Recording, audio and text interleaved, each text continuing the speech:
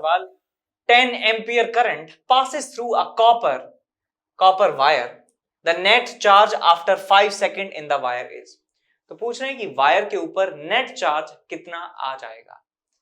तो ये बात आपको बता देता हूं कि जब करंट फ्लो होता है तो चार्ज जो है, इलेक्ट्रॉन जो है, फ्री इलेक्ट्रॉन्स, वो थोड़ा सा शिफ्ट होते हैं। कोई भी चार्ज आता या जाता नहीं है कहीं भी, चार्ज जो है बस फ्लो होता है, चार्ज बस मूव करता है अपनी जगह पर और थोड़ा सा शिफ्ट होता है, जिसे ड्रिफ्ट कहते हैं। तो चाहे 5 सेकंड में बात करें, 10 सेकंड में बात करें, चार्ज जो नेट आएगा that will be equal to 0। कोई भी नेट चार्ज उस वायर पे नहीं आने वाला है। Hello my dear students, I am Neeraj Kumar Chaudhary और फिजिक्स टीचर। बच्चों, एक बहुत ही इंपॉर्टेंट इन्फॉर्मेशन लेके आया हूं अगेन आपके लिए। Unacademy champions league is back again. फिर से अनअकैडमी चैंपियंस लीग का टेस्ट हो रहा है, जो कि 14th and 21st of November को होगा ग्रुप स्टेज पे, जिसमें 25 क्वेश्चन होंगे और 1 घंटे का एग्जाम होगा, 1 से 2 PM होगा। ठीक है बच्चों, और फाइनल्स होगा 28 नवंबर को, जिसमें 75 क्वेश्चन होंगे और 3 आवर्स का होगा, जो कि 1 to 4 PM होगा। और इसमें बच्चों बहुत अच्छे अच्छे अवार्ड्स हैं, ठीक है ना, ये आप जानते ही हो बहुत अच्छे तरीके से। 5 CR तक के आप इसमें अवार्ड्स जीत सकते हो, इतना बड़ा पूल है, तो चांसेस बहुत ज्यादा है। ठीक है बच्चों, और अगर इसमें आप अच्छी रैंक लाते हो ग्रुप स्टेज में, तो 1 से 10 पे आपको 20,000 का प्राइस है और 100% स्कॉलरशिप है, यानी कि कोई भी सब्सक्रिप्शन लेते हो 100% ऑफ। ठीक है ना, 11 to 30 की रैंक आती है तो 10,000 और 50% इस पे ऑफ, और बाकी का भी आप देख सकते हो। और अगर आप फाइनल में रैंक लेके आते हो तो आपको 1 लाख का कैश प्राइज है और 100% स्कॉलरशिप है। ठीक है ना, ऊपर के टॉप 10 रैंकर्स को, यानी कि 1 से लेके 10 तक 100% स्कॉलरशिप है, और रैंक 1 को 1 लाख, 2 और 3 को 60 और 4 और 10 को 50,000 तक के प्राइस हैं। ठीक है बच्चों, तो बहुत ही बेहतरीन मौका है अच्छे अच्छे प्राइजेस जीतने का। ठीक है बच्चों, और ये है स्पेशल प्राइज वीक, यानी कि ये जो हफ्ता चल रहा है, अगर इस वीक में आप सब्सक्रिप्शन लेते हो तो आपको बहुत बड़ा डिस्काउंट मिल रहा है। ठीक है ना, 10 + 10 यानी कि 20% का, अप्रोक्सीमेटली 20% का डिस्काउंट मिल रहा है आप अगर इस स्पेशल वीक में सब्सक्रिप्शन लेते हो तो। ठीक है ना, किस तरीके से, अगर आप आइकॉनिक का सब्सक्रिप्शन लेते हो और तो मान लीजिए 1 लाख का अगर आपकी फीस है, तो आपको बस 81,000 का पड़ेगा वो, यानी कि पूरे 19,000, यानी कि अप्रोक्सीमेटली 20% का आपको फायदा है।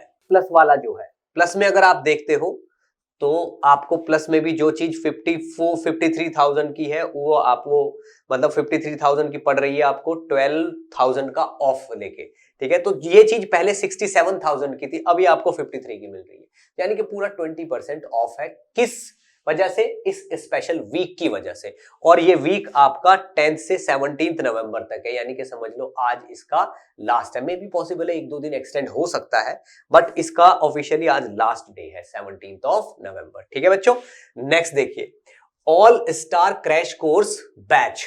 ठीक है ना, 11th क्लास के स्टूडेंट्स के लिए, ठीक है ना, एक क्रैश कोर्स लॉन्च किया जा रहा है। ठीक है ना, 17 नवंबर से।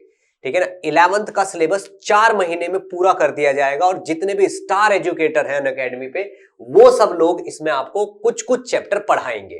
ठीक है ना, ये देखिए सारे के सारे टॉप टीचर्स हैं, ये सब आपको कुछ कुछ पोर्शन पढ़ाएंगे और 11th का पूरा सिलेबस 4 महीने में कर देंगे पूरा। ठीक है ना, तो ये आपके लिए बहुत ही बेहतरीन मौका है। अगर आप किसी तरीके से कहीं पे चूक गए हैं कोई बैच ज्वाइन करने में, ठीक है, तो आप इससे भी अपना काम कर सकते हैं, ताकि 12th क्लास में आते आते आप में और किसी रेगुलर स्टूडेंट में कोई डिफरेंस ना बचे। ठीक है बच्चों, और इसके बाद आता है ये IIT JEE मेगा कॉम्बैट। ये इंटीजर क्वेश्चंस का कॉम्बैट है, स्पेशली इंटीजर क्वेश्चंस का। ठीक है ना, जो कि 21 नवंबर को सुबह 11 बजे होगा। 60 मिनट्स में 21 इंटीजर क्वेश्चन होंगे। ठीक है ना, और ये लेटेस्ट IIT JEE पैटर्न पे बेस्ड है। अगर आप इसमें बहुत अच्छा करते हो तो टॉप 50 रैंकर्स को और 500 लकी पार्टिसिपेंट्स को बहुत अच्छे अच्छे सरप्राइज गिफ्ट मिलने वाले हैं। आप देखिए, इसमें iPad मिनी है, सैमसंग टैब है, फिटबिट स्मार्ट वॉच है, और ये JBL के हेडफोन्स हैं, और Amazon के वाउचर्स हैं। ठीक है बच्चों, तो जितनी जल्दी हो सके उतनी जल्दी इसके लिए एनरोल कर दीजिए, और मेरी तरफ से बेस्ट ऑफ लक। अगला सवाल है, AU which is gold is a highly conductive metal which obeys Ohm's law but does not obey Ohm's law due to lack of conduction electron. तो हमें एक ऐसा ऑप्शन चूज करना है जिसके पास इनफ कंडक्शन इलेक्ट्रॉन्स नहीं है, जिसके पास इनफ कंडक्शन इलेक्ट्रॉन्स नहीं है और ओम्स लॉ को तो फॉलो वो करता ही नहीं है।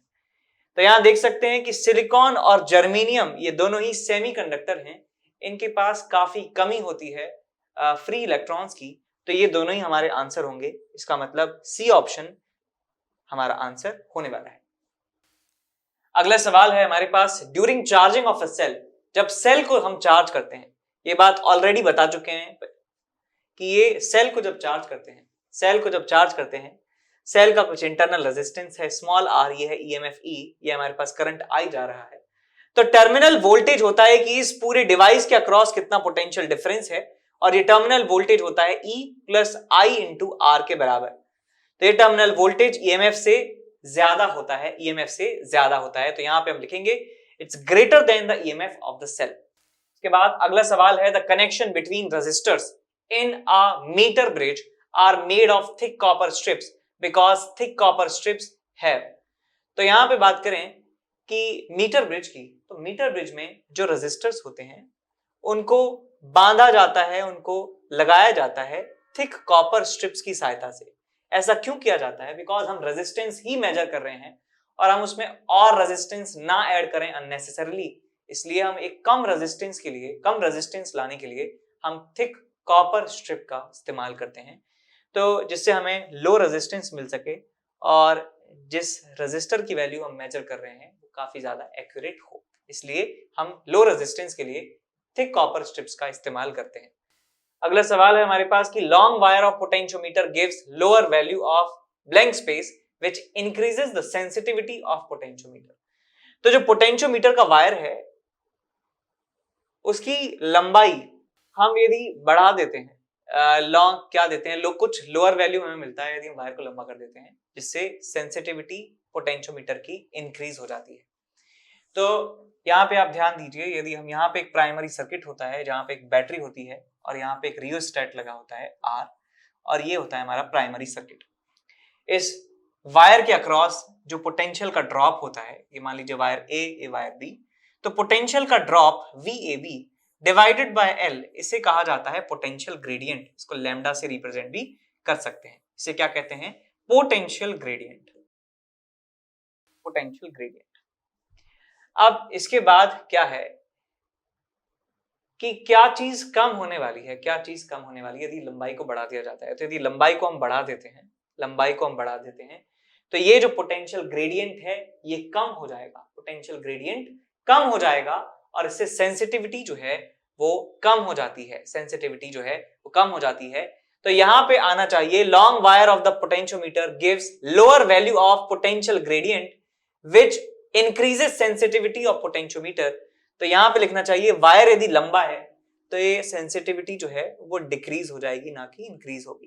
तो यहाँ क्वेश्चन में थोड़ा सा फॉल्ट है कि जब हम वायर की लेंथ को बहुत ज्यादा यदि बढ़ा देंगे तो पोटेंशियल ग्रेडियंट काफी कम हो जाएगा, यानी एक पर्टिकुलर डिस्टेंस मूव करवाने पर जॉकी को जो पोटेंशियल का डिफरेंस है वो हमें काफी कम मिलने वाला है। वायर का लेंथ बढ़ा दिया तो वायर का लेंथ बढ़ाने से जो सेंसिटिविटी है वो कम हो जाती है, ठीक है, ना कि बढ़ती है। तो यहाँ पे आंसर आएगा पोटेंशियल ग्रेडियंट, और उससे क्या होगा कि ये सेंसिटिविटी जो है वो घट जाएगी, आंसर आ जाएगा पोटेंशियल ग्रेडियंट। बाकी सारे जो हैं गलत हैं। इसके बाद आगे चलते हैं अगले सवाल की तरफ। Which of the following statement is correct when power delivered by a battery is maximum? तो बैटरी के द्वारा जो पावर होती है वो मैक्सिमम तब होती है जब उसका इंटरनल रेजिस्टेंस और लोड का रेजिस्टेंस बराबर हो जाते हैं। जब small r is equal to capital R हो जाता है तब हम कहते हैं कि जो power delivered by this battery है to the load resistance is maximum.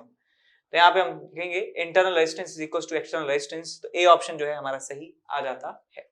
यहाँ पे दिया हुआ है क्वेश्चन में कि choose the correct statement choose करने हैं। Kirchhoff's first law of electricity is based on conservation of charge while the second law is based on conservation of energy. बिल्कुल 100% सत्य है लिखा है, ये बिल्कुल सही बात है कि पहला जो लॉ है Kirchhoff's current law, junction law, वो चार्ज के कंजर्वेशन पे बेस्ड है, और जो दूसरा लॉ है वो एनर्जी कंजर्वेशन पर बेस्ड है। तो ये ऑप्शन सही है, बाकी सारे ऑप्शन जो है सही नहीं है।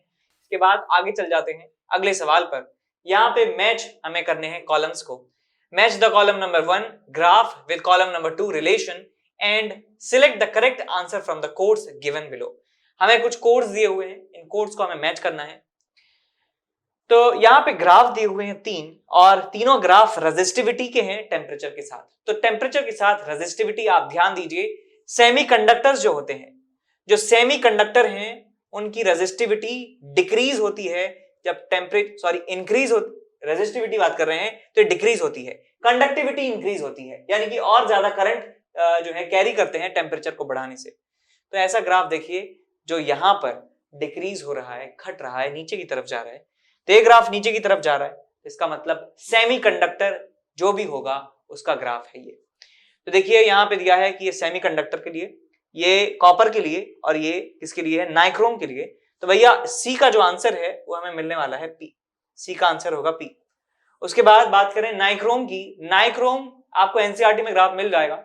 नाइक्रोम का जो रेजिस्टेंस है, रेजिस्टिविटी है, टेम्परेचर के साथ लीनियरली चेंज होती है। तो यहाँ पे नाइक्रोम का जो वायर है लीनियरली चेंज हो रहा है, तो इसका मतलब ये आंसर हो जाएगा किसका, आर का। तो यहाँ पे बी का हो जाएगा हमारे पास आर। उसके बाद ये हुआ एक कंडक्टर का, कॉपर का, तो यहाँ पे इसका हो जाएगा हमारे पास क्यू। ए का क्यू, बी का आर, सी का पी, तो क्यू आर पी हमारे आंसर होंगे, Q R P. C option आप यहाँ पे टिक कर सकते हैं, सी ऑप्शन आप टिक कर सकते हैं। क्वेश्चन नंबर 21 हमारे सामने है, which of the following statements are correct with respect to magnetic line of forces? Magnetic line of forces या मैग्नेटिक फील्ड लाइंस के पॉइंट ऑफ व्यू से रिलेटेड आपको देखना है कौन कौन से पॉइंट्स यहाँ पे सही हैं। पहला है हमारे पास कि magnetic line of forces are discontinuous curve. ये बात बिल्कुल गलत है, बिल्कुल नहीं सहेंगे, ये बात गलत है। हमें करेक्ट चॉइसेस करेक्ट जो है स्टेटमेंट्स देखने हैं। बी ऑप्शन कहता है कि magnetic line of forces do not intersect to each other.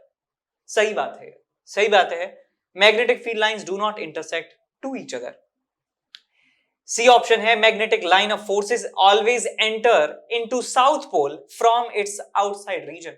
ठीक बात है कि मैग्नेटिक फील्ड लाइन जो है साउथ की तरफ से एंटर होती हैं और नॉर्थ की तरफ से जो है वो बाहर निकलती हैं और क्लोज्ड लूप बनाती हैं। तो ये ठीक बात है, सी ऑप्शन ठीक है। तो डी ऑप्शन कहता है कि बी और सी दोनों ही सही हैं। सिंपल सा आंसर है कि ये सही है। नेक्स्ट क्वेश्चन हमारे पास है कि which of the following statements are incorrect, सही जो नहीं है। तो हमेशा यहाँ पे आप सर्कल करें, क्योंकि कभी कभी क्या होता है कि हम भूल जाते हैं कि करेक्ट पूछना है, इनकरेक्ट पूछा है, और जो भी ऑप्शन सबसे पहले आपको दिखा और आपके दिमाग में जो भी आपने मान लिया है कि करेक्ट देखना है, तो वही ऑप्शन आप टिक करके आ जाते हैं। तो ये जल्दबाजी में गलती हो जाती है। तो आप हमेशा इसे हाईलाइट करें कि यार इनकरेक्ट इनकरेक्ट इनकरेक्ट 3 बार बोलें, जिससे दिमाग को लगे कि यार कुछ अलग चीज पूछी गई है। ए ऑप्शन कहता है the magnetic field line of magnet और a solenoid forms continuous closed loop.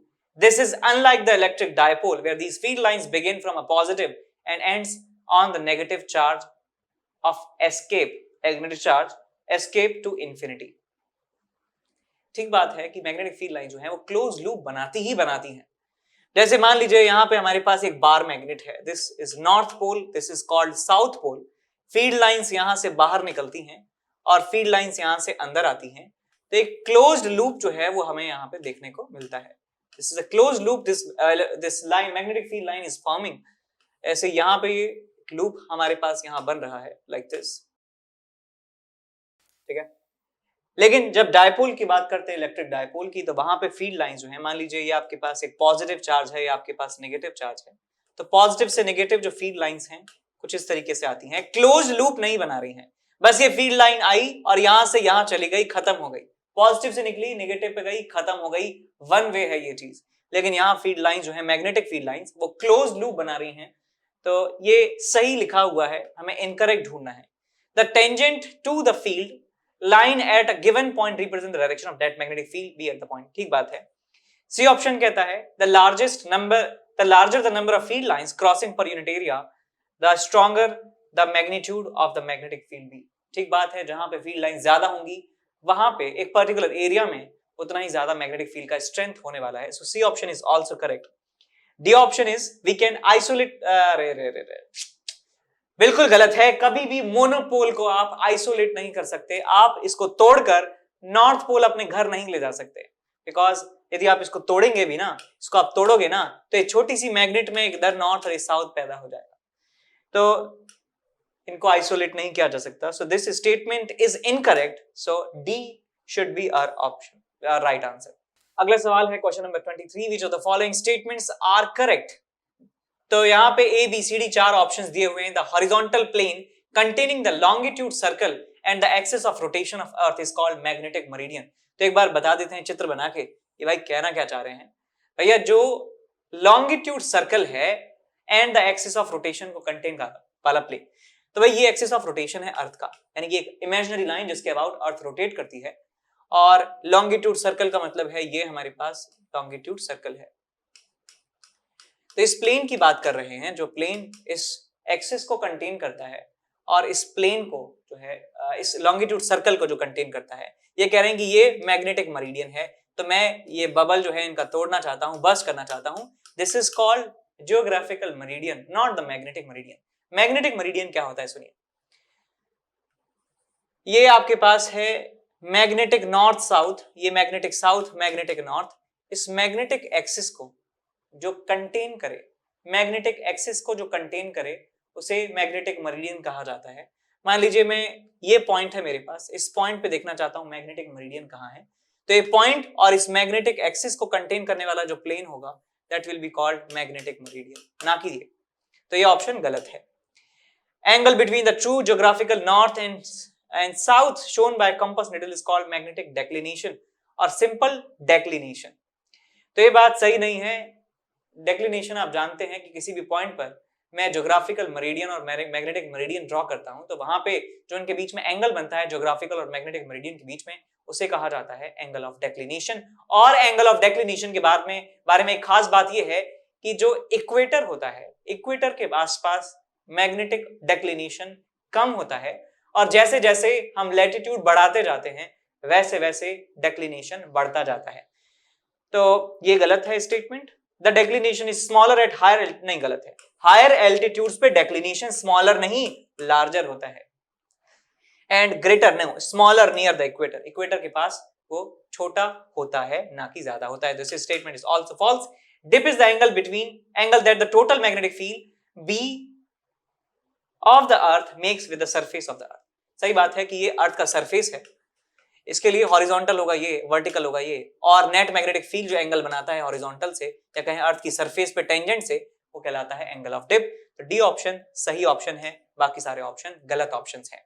इसके बाद अगला सवाल सॉल्व करते हैं। Match the following column 1 and 2। तो यहाँ पे हमें कॉलम 1 में दिया है ए बी सी, 3 डायग्राम दिए हैं, और कॉलम 2 में हमें दिया हुआ है डिस्क्रिप्शन कि भाई किस किस का डायग्राम क्या है। तो आप देखिए ध्यान से, P में दिया है field lines of a current carrying finite solenoid, field lines of electric dipole and field lines of a bar magnet. देखिए ये और ये मैग्नेटिक फील्ड लाइंस के बारे में बात कर रहे हैं, बेचारा ये इलेक्ट्रिक फील्ड लाइंस के बारे में बात कर रहे हैं। Electric field lines closed loop नहीं बनाती हैं, पॉजिटिव से निकलती हैं और नेगेटिव पे आके खत्म हो जाती हैं, दैट्स इट। तो आप ध्यान से देखिए ऐसा कौन है जो क्लोज लूप नहीं बना रहा है। तो आपको दिख रहा है यार, ये जो डायग्राम नंबर 3 है, यहाँ पे फील्ड लाइंस निकल रही हैं बाहर और यहां से माइनस तक जा रही हैं, लेकिन क्लोज्ड लूप नहीं बना रही हैं, यहां से निकली और यहां खत्म हो गई। तो ये वाला जो है डायग्राम, ये इलेक्ट्रिक लाइन ऑफ फोर्सेस का डायग्राम है which is due to a dipole. तो सी का हमारा आंसर होना चाहिए क्यू, सी का आंसर होना चाहिए क्यू। अब बात करें यहाँ पे रिमेनिंग की, the field lines of a current carrying finite solenoid, solenoid और बार मैग्नेट और सोलेनॉइड का जो फील्ड पैटर्न है वो सिमिलर होता है। तो यहाँ पे ए और बी जो कि बिल्कुल सिमिलर डायग्राम्स हैं, उनमें से आपको चूज करना है पी और आर किसका कौन सा होगा। तो कोई सा भी दे सकते हैं, बट हमको ये ध्यान रखना है कि सी को क्यू मिलना चाहिए। तो हम एक ऐसा ऑप्शन देखते हैं जिसमें सी क्यू से लिंक्ड है। तो ए बी सी हमें बताना है कि A B C A B C A B C A B C, तो हमारा सी का क्यू होना चाहिए, क्यू का सी होना चाहिए। तो बी ऑप्शन हमारे पास सिर्फ और सिर्फ एक चॉइस है, तो यही हमारा आंसर होगा। हमें कोई कंफ्यूजन का सामना नहीं करना पड़ा, बिकॉज आप इसको ये कह दीजिए, इसको ये कह दीजिए, चाहे इसको ये कह दीजिए, इसको ये कह दीजिए, बिकॉज दोनों डायग्राम आइडेंटिकल हैं आपके सामने। तो क्वेश्चन नंबर 31 यहाँ पे डिस्कस कर रहे हैं। सवाल है ये इलेक्ट्रोमैग्नेटिक इंडक्शन का। The core of a transformer is laminated. Transformer की कोर को लैमिनेट किया जाता है बिकॉज उसमें एडी करंट पनपने लग जाते हैं। एडी करंट्स को कम करने के लिए हम इस्तेमाल करते हैं लैमिनेटेड कोर्स का। 32 क्वेश्चन में कहा गया है कि the self inductance of solenoid is L. The keeping the length and the area same, the number of turns in the coil is increased to 4 times. तो हम जानते हैं कि सेल्फ इंडक्टेंस जो सोलेनॉइड का होता है वो n स्क्वायर के प्रोपोर्शनल होता है और n स्मॉल n स्क्वायर के, और n is nothing but capital N divided by total length. तो मैं लेंथ क्योंकि कांस्टेंट है तो सेल्फ इंडक्टेंस को कहा जा सकता है n स्क्वायर के प्रोपोर्शनल है नंबर ऑफ टर्न्स के। तो यदि नंबर ऑफ टर्न्स को 4 गुना कर दिया जाता है तो ये L फाइनल जो है आपको मिल जाएगा 4n का स्क्वायर, तो आ जाएगा आपके पास 16 टाइम्स L फाइनल की जो वैल्यू है, तो 16 टाइम्स जो है बढ़ जाएगा सेल्फ इंडक्टेंस। डी ऑप्शन आप टिक कर सकते हैं। अगला सवाल है हमारे पास, द फॉलोइंग स्टेटमेंट्स कौन से इनकरेक्ट हैं? स्टेटमेंट्स आपको पहचानने हैं। Flux can be varied by changing any one or more of the term B, A and theta, क्योंकि फ्लक्स में हमारे पास होता है मैग्नेटिक फील्ड, एरिया और उनके बीच का एंगल। तो आप किसी भी चीज को वेरी कर सकते हैं इंडिविजुअल या किसी भी क्लब करके इनको वेरी कर सकते हैं, तो मैग्नेटिक फ्लक्स वेरी होगा। तो यहाँ पे ठीक लिखा है ये, flux can also be altered by changing the shape of the coil. Coil का शेप चेंज करेंगे तो उसका एरिया चेंज होगा, ओरिएंटेशन चेंज होगा, तो फ्लक्स चेंज हो सकता है। तो सही लिखा है, a gentle push on the magnet in the magnetic field initiates the motion in magnet and its kinetic energy continuously increases without expending any energy. तो एनर्जी कंजर्वेशन का एक खुला सामना है जो पॉसिबल नहीं है कि हम जेंटल पुश कर दें मैग्नेट को तो मैग्नेट चलती चली जाएगी, उसका एक्सेलरेशन लगातार उसके ऊपर रहेगा, उसकी स्पीड हमेशा बढ़ती जाएगी। तो ये तो पॉसिबल नहीं हो सकता है, बिकॉज एनर्जी कहाँ से आ रही है यदि हम लगातार एक्सेलरेट करते जा रहे हैं उस मैग्नेट को। So this thing is not possible. NCERT की लाइन है, आप समझ सकते हैं।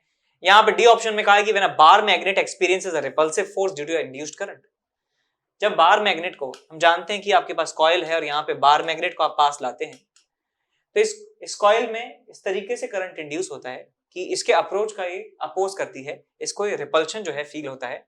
अ person has to do work in moving the magnet. यदि हम फिर भी इसको आगे की तरफ धक्का देना चाहते हैं तो जो पर्सन है जो इसको धक्का दे रहा है उसकी एनर्जी जो है स्पेंड हो जाती है, and this energy is produced as joule heating in the induced in this loop. इस लूप में हीट की फॉर्म में वो एनर्जी हमें मिल जाती है।